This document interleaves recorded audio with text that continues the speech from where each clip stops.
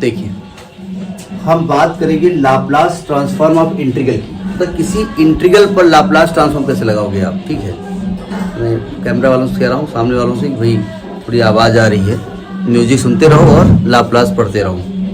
देखिए, पहले तो इसको मतलब समझिए क्या कहना चाहते हैं। कहते हैं अगर if Laplace transform of F T बराबर क्या लिखते हैं, एफ एस।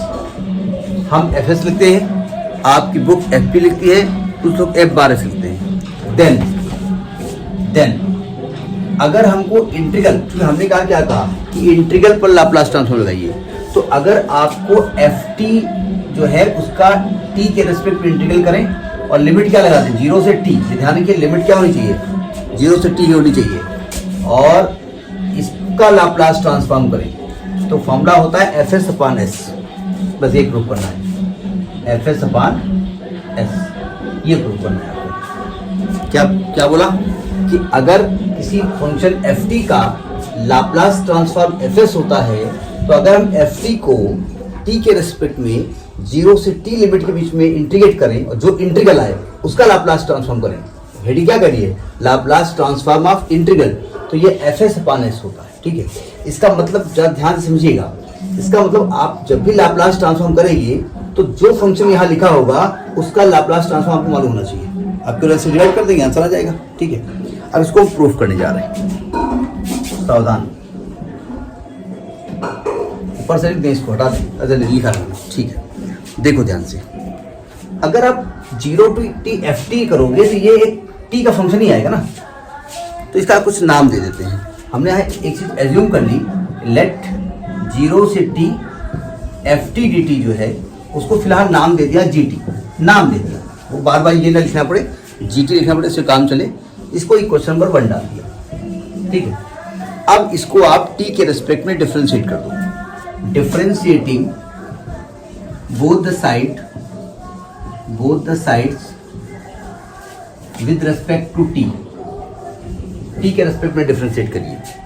ये बताइए, इसका डिफरेंशिएशन तो g डैश t हो जाएगा, इसका क्या होगा डिफरेंशिएशन। मैं कर ये रहा हूं कि 0 से t F T D T को t के रेस्पेक्ट में डिफरेंशिएट कर रहा हूं, क्या आएगा बताएंगे। बोले दादा इतना खतरनाक है, इंटीग्रल हट जाएगा, केवल एफ टी आ जाएगा। अरे वाह, यानी इसका इंटीग्रल क्या होगा, डिफरेंशिएशन केवल एफ टी होगा, ठीक है। तो जी डैश टी को हम क्या लिख सकते हैं, एफ टी लिख सकते हैं, ठीक है। इसको इक्वेशन नंबर, इसको इक्वेशन स्टार डाल दो, इसको इक्वेशन 1 डालो, जरूरत पड़ेगी नहीं ऊपर वाले की, इसको एफ टी मान लिया, ठीक है। अब हमको चूंकि जरूरत लगेगी इसलिए हम यहाँ लिखे दे रहे हैं, जी डैश की वैल्यू जो है 0 पे निकालना चाहते हैं, जी 0, यहाँ पर जी की वैल्यू 0 पे निकालना चाहते हैं, हमें जरूरत पड़ेगी इसलिए निकाल रहे हैं। देखो ध्यान से, एक मिनट जरा इस कैमरे को नीचे आ जाओ बेटा, थोड़ा सा हमको जी 0 चाहिए, इसका मतलब टी की जगह क्या रख दें, 0। तो अगर यहाँ रखेंगे तो 0 to 0 F T D T आएगा। अच्छा, किसी फंक्शन को आप इंटीग्रेट करिए और लिमिट लोअर और अपर सेम हो जाए तो वैल्यू क्या हो जाएगी, नहीं समझे, कुछ नहीं होगा, 0 आ जाएगी ना, यानी जी 0 वैल्यू क्या आएगी, 0 आएगी। इसको हम इस्तेमाल करेंगे, नोट करिए, इसको रब करेंगे, ठीक है। अब आपको करना क्या है, देखिए, अब यहां पर हम डेरिवेटिव प्रॉपर्टी लगाते हैं, इसको रब कर दें, by derivative property, by derivative property of Laplace transform, by derivative property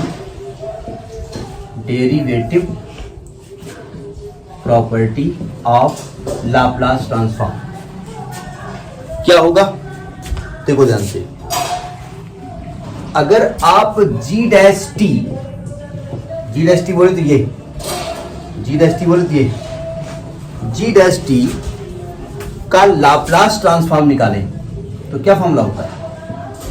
अगर जी डैश टी का लाप्लास ट्रांसफॉर्म आपसे कहें तो क्या फॉर्मूला होगा, L of g dash t क्या बताया गया था, याद है। किसी भी डेरिवेटिव का लाप्लास ट्रांसफॉर्म का फॉर्मूला क्या था, ये डेरिवेटिव है, इस डेरिवेटिव का लाप्लास ट्रांसफॉर्म का फॉर्मूला क्या था, 0 to infinity डेरिवेटिव का लाप्लास ट्रांसफॉर्म। पीछे पलटिए आप, पीछे पलट के बताइए डेरिवेटिव का लाप्लास ट्रांसफॉर्म क्या था, नहीं याद है? S F S minus F zero,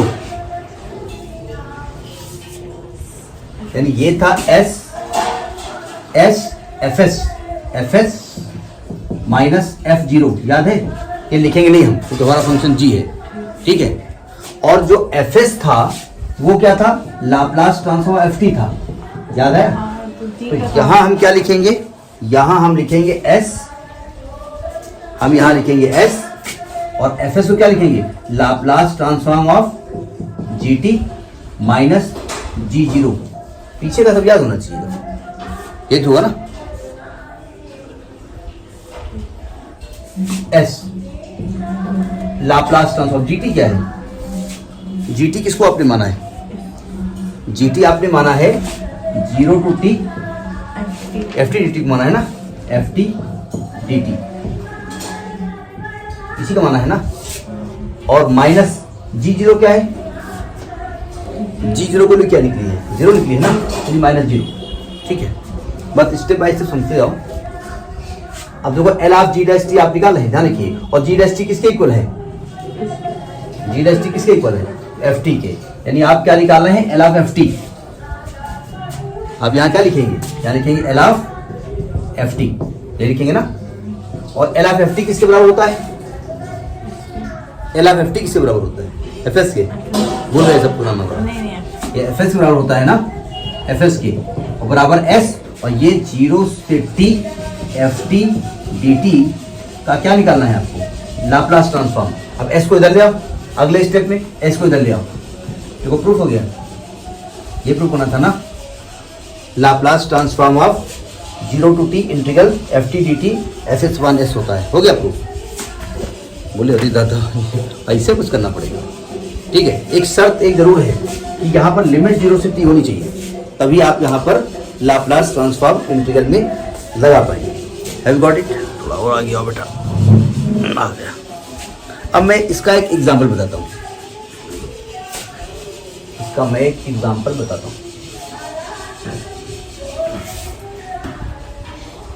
देखिए हमने एग्जाम्पल दिया कि आप निकालो लाप्लास ट्रांसफॉर्म ऑफ इंटीग्रल 0 से t साइन t अपान t dt, इसकी वैल्यू निकाल के बताओ। क्या मैं ये कह सकता हूं कि ये ft लिखा हुआ है, ठीक है, और अभी हम क्या बता चुके हैं, 0 से t ft dt का जब लाप्लास ट्रांसफॉर्म निकालोगे तो क्या आएगा, एफ एस अपान एस आएगा, ये आप बता रहे हो ना, ये बताया ना आपने। तो पहले तो जो आपका एफ टी है, यार एफ टी क्या है, एफ टी आपका है साइन टी अपान टी, क्योंकि आपको एफ एस चाहिए ना। इस जरा एफ टी का लाप्लास ट्रांसफॉर्म निकालो, इस एफ टी का साइन टी अपान टी का लाप्लास ट्रांसफॉर्म क्या होगा, कैसे निकलेगा, साइन टी अपान टी का लाप्लास ट्रांसफॉर्म कैसे निकलेगा, पहले साइन टी का निकालेंगे, फिर by division by divide by t property लगाएंगे, ठीक है। तो पहले निकालेंगे L of Laplace transform of sine T, निकालते हैं क्या होता है साइन टी का लाप्लास ट्रांसफॉर्म, ए अपान एस स्क्वायर प्लस ए स्क्वायर, ए यहाँ पर क्या है 1, यानी ये इसका होगा 1 अपान एस स्क्वायर प्लस ए स्क्वायर बोले तो 1, ये होगा ना। अब आपको क्या निकालना है, L of sine t upon t. अब बताओ डिवीजन बाय टी प्रॉपर्टी का लाप्लास ट्रांसफॉर्म क्या होता है, अच्छा बताएं, एस टू इन्फिनिटी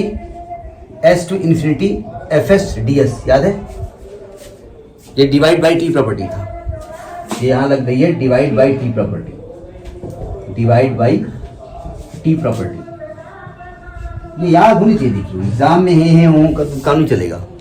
और एफ एस ये आया हुआ है, यही तो एफ एस है, यानी ये आएगा s to infinity 1 upon s square plus 1 d s. अब इसको इंटीग्रेट करो और इसकी वैल्यू बताओ क्या होगी, ये reason divide by t property लिखा है। अब कैसे ये करेंगे आप, ये क्या निकल रहा है, L of sine t upon T, F T का लाप्लास ट्रांसफॉर्म। 1/s² + 1 का इंटीग्रल क्या होता है? 1/s² + 1 का इंटीग्रल क्या होता है? tan इनवर्स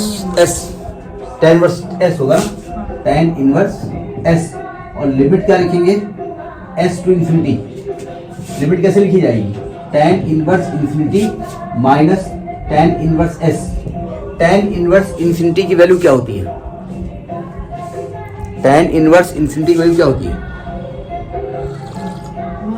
आप कहीं सब हमें पूछ लोगे, खुदो तो लिखो, पढ़ा रहे हो हैं? π/2। अरे भैया tan 90 इंफिनिटी होता है ना, तो ये π/2 हो जाएगा और माइनस tan इनवर्स s। ये बताइए 90 माइनस tan इनवर्स s क्या लिखा हुआ है? ये नहीं मालूम, सुनिए ध्यान से। जो ट्रिग्नोमेट्री में 90 वाले फार्मूले हैं, sine 90 plus theta, sine 90 minus theta, उसमें कन्वर्जन किसका किसमें होता है? साइन कॉस में बदलता है, कॉस साइन में बदलता है, टेन कॉट में होता है, कॉट टेन में होता है, सेक कॉसेक में होता है, तो कॉसेक सेक में होता है। तो इंटरमीडिएट में ही बोले चलो उससे इंटर की बात की क्योंकि तो कक्षा 6 से उठा लेते हैं। तो इंटर में हमने प्रॉपर्टी पढ़ी थी कि sine inverse theta plus cos inverse theta बराबर π/2 होता है। साइन कॉस के बीच में रूल लगता है। Cot tan inverse theta plus cot inverse theta π/2 होता है, और सेक इनवर्स और कॉसेक इनवर्स π/2 होता है। तो अगर मैं इस टेन इनवर्स को उधर ले जाता हूँ माइनस टेन इनवर्स थीटा, तो क्या इसको कॉट इनवर्स थीटा ले सकते हैं? यानी ये लिखा है कॉट इनवर्स s, ठीक है, यानी ये आपका लिखा हुआ है cot inverse s, cot inverse s। ये तो मैंने जो आपका ft था ना, उसका लाप्लास ट्रांसफॉर्म निकाला है, ठीक है। अब आप इंटीग्रल प्रॉपर्टी लगाइए, पूरा कर दें। By integral property, by integral property of Laplace transform, by integral property of Laplace transform, L of integral 0 से t sin t अपान t dt। क्या फॉर्मूला होता है हमने? fs अपान s, fs अपान s, और fs क्या निकाल चुके हैं आप? fs निकाला है आपने कॉट इनवर्स s, तो ये आ जाएगा कॉट इनवर्स s अपान s। समझ में आई बात नहीं आई? कॉट इनवर्स s अपान s, समझ में आई? जरा समझने की कोशिश करिएगा। जब भी आपको इंटीग्रल का लाप्लास ट्रांसफॉर्म निकालना हो, सबसे पहला काम जो ये t का फंक्शन है ना, इसका लाप्लास ट्रांसफॉर्म निकाल लीजिएगा, ठीक है, और बाद में उसको ऐसे डिवाइड कर दीजिए। लेकिन इस इंटीग्रल में खास बात ये है कि इसकी लिमिट क्या होनी चाहिए? 0 से t ही होनी चाहिए, ठीक है। तो ये आपका एक टॉपिक हुआ लाप्लास ट्रांसफॉर्म ऑफ इंटीग्रल, ठीक, नोट कर लीजिए उसको।